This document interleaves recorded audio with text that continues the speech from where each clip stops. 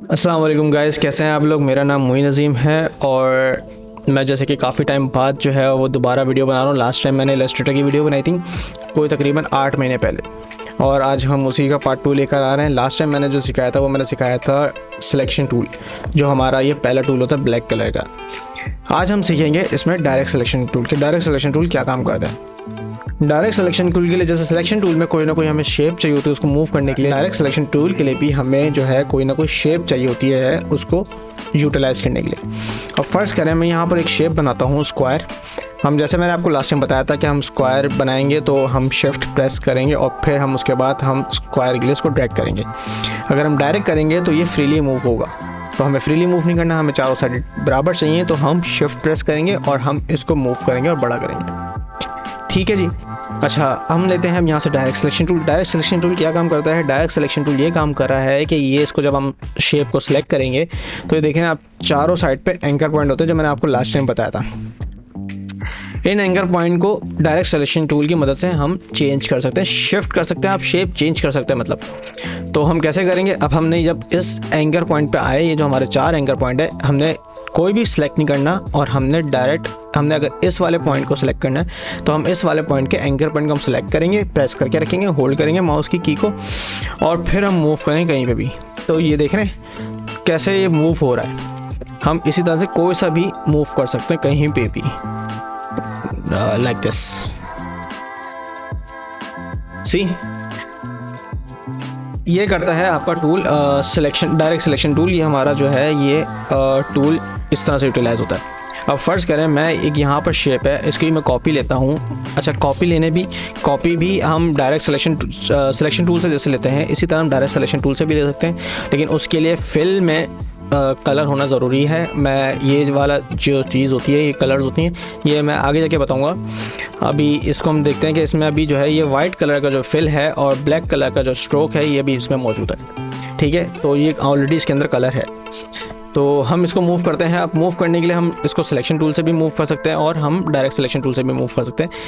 Direct selection tool से हम इसलिए मूव कर पा रहे हैं क्योंकि हम जब इसको लेयर को, इसके अंदर कलर है, हम जब इस शेप को सिलेक्ट कर रहे हैं तो ये देखें चारों साइड पे शेप पूरी सिलेक्ट हो रही है।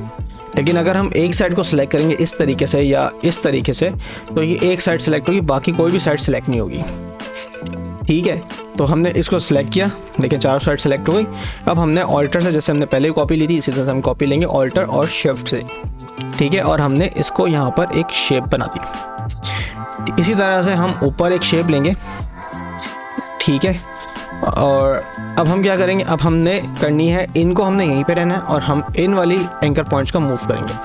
कैसे मूव करेंगे? शिफ्ट दबा के भी कर सकते हैं आप, वैसे भी मूव कर सकते हैं। शिफ्ट दबा के करेंगे तो वो इक्वली मूव होगा, छोटा बड़ा नहीं होगा। ठीक है, सिर्फ मूव होगा।